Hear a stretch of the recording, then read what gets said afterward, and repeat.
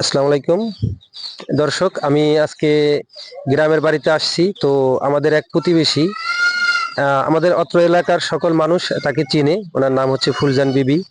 উনি অনেক আগে ওনার স্বামীকে হারিয়েছেন। আল্লাহ ওনাকে একটা পুত্র সন্তান দেননি, ওনাকে দুইটা কন্যা সন্তান দিয়েছিলেন। তো আজকে আমরা ওনাদের বাড়িতে যাব, ওনাদের অবস্থা দেখে যদি সম্ভব হয় ওনাকে একটু সহযোগিতা করা যায়, তো সেই বিষয়টা যাব। ক্যামেরাম্যান চলে আস আমার সাথে। তো আমরা যে বাড়িটাতে আসতেছি, উনি আমাদের প্রতিবেশী। ওনার কোনো পুত্র সন্তান নেই। ওনার স্বামীটাও কিছুদিন আগে, বেশ কয়েক বছর আগেই মারা গেছে। উনি খুব মানবতার জীবনযাপন করে, গরিব অসহায়। তো ওনার যে এই যে ঘরটা দেখতে পাচ্ছি আমরা, ঘরটা একটু দেখাও ভালো করে। এই যে ঘরটা অনেক পুরাতন, অনেক আগেই বানানো হয়েছে। আর এই যে ঘরটা, এই ঘরটা মেরামত করার মতন বা নতুন করে একটা ঘর বানানোর মতন সামর্থ্য ওনার কাছে নাই। উনি খুবই কষ্ট করে জীবিকা নির্বাহ করে, কারণ ওনার ইনকাম করার মতন সেরকম কেউ নেই। ফুপু ঘরে আসো, এ পাশে একটু আসো, আসো এ পাশে একটু। তো ওনার জন্য আমাদের গ্রামবাসী বা আশেপাশে সব মানুষ ওনাকে চিনে। ওনার এই যে আমাদের পাশে যে বাজারটা আছে, এই বাজারটার ওনার নামে এই বাজারটার নামকরণ হয়েছে। অত্র এলাকার সকল মানুষ ওনারে চিনে। খুব ভালো মনের মানুষ, কিন্তু উনি খুব অসহায়। ওনার পাশে দাঁড়ানোর মতন কেউ নেই। ওনার একটা পুত্র সন্তান আল্লাহ দেয়নি। তারপরে স্বামীটিও হারিয়েছেন অনেক বছর আগে। তো আমি খোঁজ নিয়ে এসেছি যে উনি খুব কষ্ট করে, তারপরে শারীরিকভাবে উনি অনেক অসুস্থ। তো সকলের কাছে অনুরোধ রাখবো, আমাদের অত্র এলাকায় বা আমাদের আশেপাশে যারা প্রতিনিধিত্ব করেন, মানবিক কাজ করেন, তাদের কাছে অনুরোধ থাকবে যে ওনার পাশে দাঁড়াবেন। কারণ যারা ভালো মানুষ, তাদের পাশে দাঁড়ানো আমাদের নৈতিক দায়িত্ব, কর্তব্য। তো আমাদের একজন বিদেশি প্রতিনিধি এরকম আমাদের কাছে কিছু সহযোগিতা পাঠিয়েছে, যারা গরিব অসহায় অসুস্থ, স্বামী নেই, সন্তান নেই, পুত্র সন্তান নেই, পরিবার দেখার মতন।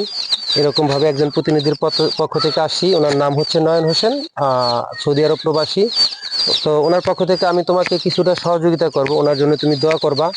আর তোমার এই যে ঘরের যে অবস্থা আছে, এটার ব্যাপারেও আমি মাথায় রাখলাম, ঠিক আছে? আমি আরও যারা প্রতিনিধি আছে সবার ব্যাপারে আমি কথা বলবো, সবার সাথে কথা বলে যাতে কিছু একটা করা যায় সে বিষয়ে আমি করবো। তো আমি একটা জিনিস এসে দেখছি যে সকালবেলা উনি আইসা এই যে রান্না বান্না করছে, এসে রান্নাঘরের অবস্থা, এখনকার জামানায় কত মানুষ কত বিলাসবহুল জীবনযাপন করে, কিন্তু এই যে ওনার জীবিকা নির্বাহের পন্থা রান্নাঘর, এই সে খুব কষ্ট করে উনি জীবিকা নির্বাহ করে। তো যাই হোক, আমি আসছি ওনার জন্য। ওনার কথা শুনে আমি আসছি যে উনি শারীরিকভাবে খুব অসুস্থ। ছোট্ট একটা দোকানদারি, চায়ের দোকান চালিয়ে উনি একজন মহিলা মানুষ হয়ে জীবিকা নির্বাহ করে। যেটা আসলে তার উপরে আবার ওনার বড় মেয়েটা মারা গেছে, সেই ঘরে কিছু ছেলে মেয়ে আছে, সেগুলাও ওনার দেখতে হয়। তো সব মিলিয়ে আসলে ওনার খুব দুঃখ কষ্টর ভিতর দিয়ে জীবনটা চলে। তো আজকে আমি ওনাকে যতটুকু পারি সহযোগিতা করে যাব। খুব ভালো মনে মানুষ। আপনাদের কাছে অনুরোধ থাকবে যে আপনারা যদি কেউ সহযোগিতা করতে চান, তাহলে আমি স্ক্রিনে একটা নাম্বার দিয়ে দিচ্ছি। এই নাম্বারে অবশ্যই আমার সাথে যোগাযোগ করবেন।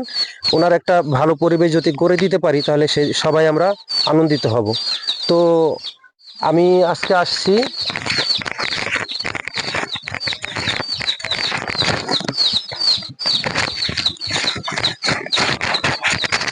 এই 500 টাকা রাখো, আর আমি মাথায় রাখলাম ঘর মেরামতের জন্য বা আরো যা কিছু করা যায়। পাঁচটাই যে আছে, ওনার শুধু একটু বাড়িতে সামান্য অল্প একটু জায়গায় আছে, আর সেরকম কিছু নাই।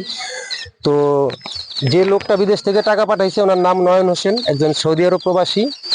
তো ওনার জন্য তুমি দোয়া করবা, ঠিক আছে? ওনার জন্য দোয়া করবা যেন উনি আরো ভালো কিছু করতে পারে। আর তোমার এই যে ঘর নির্মাণের জন্য, এটা আমি টাচ নিয়ে গেলাম, এ পাশে এই যে অবস্থা সবই আমরা দেখে গেলাম, ঠিক আছে? তো দোয়া করবো আমাদের জন্য, আমরা যেন সবাই সম্মিলিতভাবে এই কাজগুলো করতে পারি, ঠিক আছে? ঠিক আছে, ভালো থাকো তাহলে, ঠিক আছে? ওকে, আচ্ছা।